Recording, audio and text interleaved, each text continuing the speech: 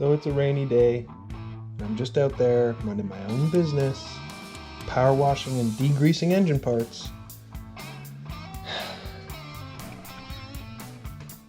And apparently I just transferred it.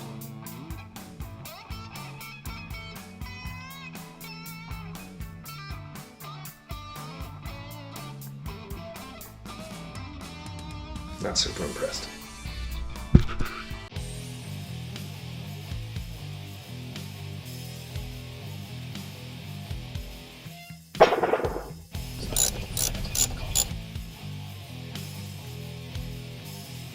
Well, welcome back to the Pirate Ragnar Motovlog channel, everyone.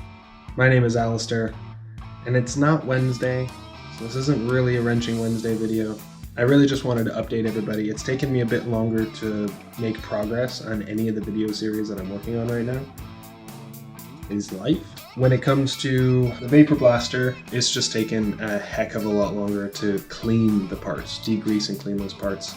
You forget how much grime 30 years of being on the road can do to some of these bikes, and so the parts actually took a lot longer to get clean than I expected with the amount of time that I had to invest in it.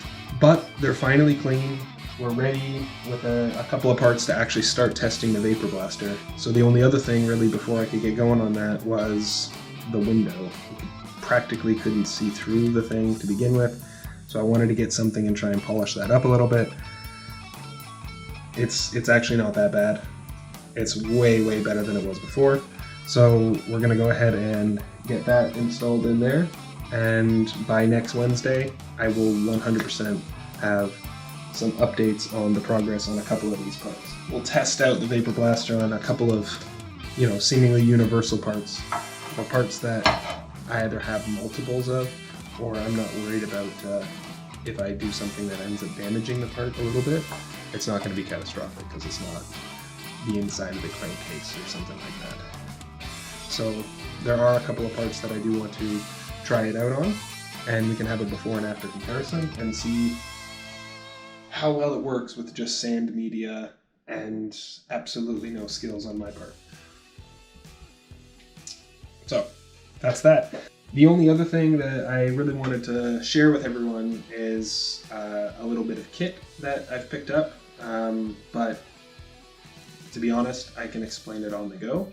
And Chelsea and I have a little bit of exploring to do today with Dexter, so I just thought I'd bring you guys along with me. So yeah, thank you very much for tuning in, and here's a little channel update for you guys.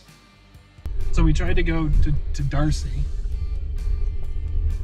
and someone decided to tell us that the road is closed and that we're not allowed to go down it. Which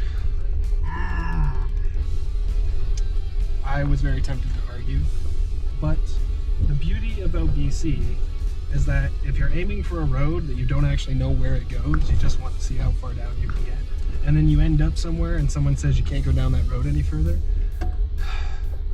it's actually not that far to find another road that you don't know where it goes and you're curious how far down you can get. The one thing I do want to talk about today, I understand that we're not on the motorcycle. Balls is at home resting her weary legs.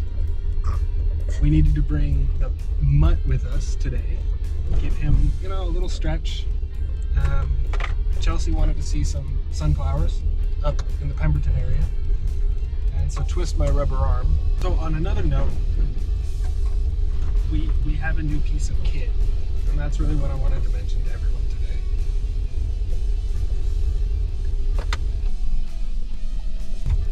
So I sold the old drone, and I miss it already.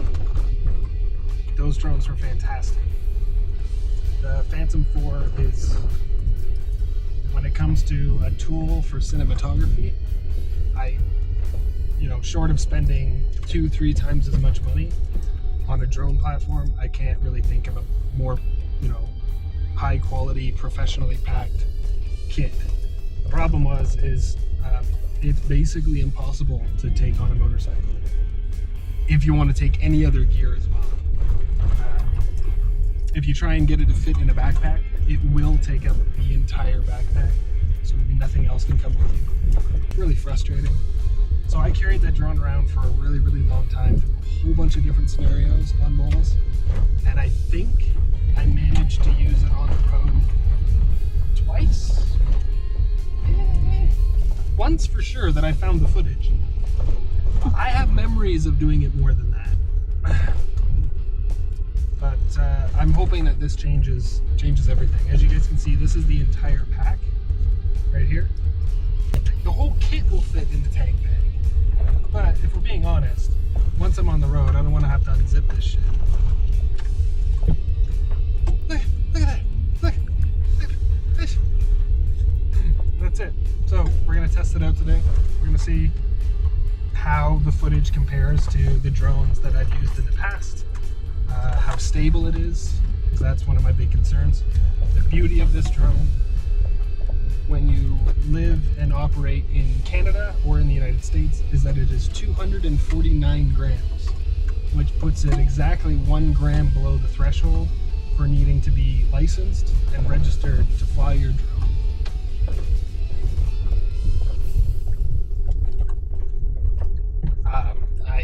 I was never registered or had a license to fly the other drone, so it's kind of always skirting the legal ramifications of getting caught using the drone for commercial purposes. And then in Canada, they changed the legislation a little while ago that said even for kind of just personal use, recreation, you still have to register it, and if it's over 250 grams, you have to have a license to operate it. So became increasingly more difficult to kind of rationalize using that drone on a regular basis and carrying it around with me. So now we have this guy. And that's that.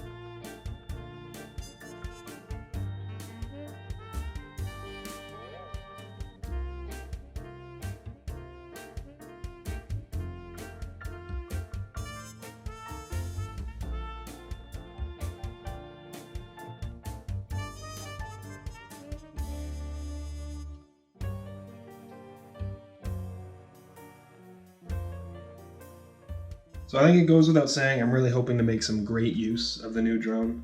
The fact that it can fit right into the tank bag is a game changer.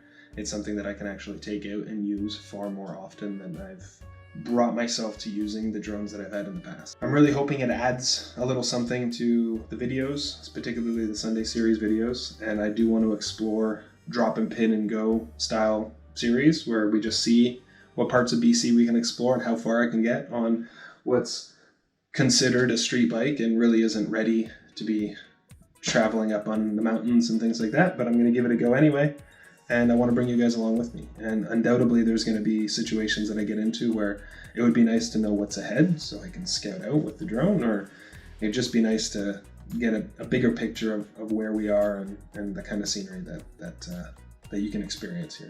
Once again, thank you guys so much for tuning in. I know it was a bit of a shorter video and it doesn't have all the updates that I was hoping to provide everybody, but I think quality over quantity is more important, so I don't want to just be putting videos out for the sake of putting videos out. I'd much rather get some content that's good and then share it with you guys. Thanks again for everybody tuning in. If you do like the stuff that you're seeing on this channel, be sure to smash that like button and subscribe and hit the bell thing so you get notified. And if you're wanting to help the channel in any way, honestly, the best thing you can do is share these videos on social media, start getting people engaging in it, and I couldn't be more thankful. Comments down below are phenomenally helpful when it comes to YouTube's algorithm. But until next time, ride safe and ride fun, and I will see you on the next video.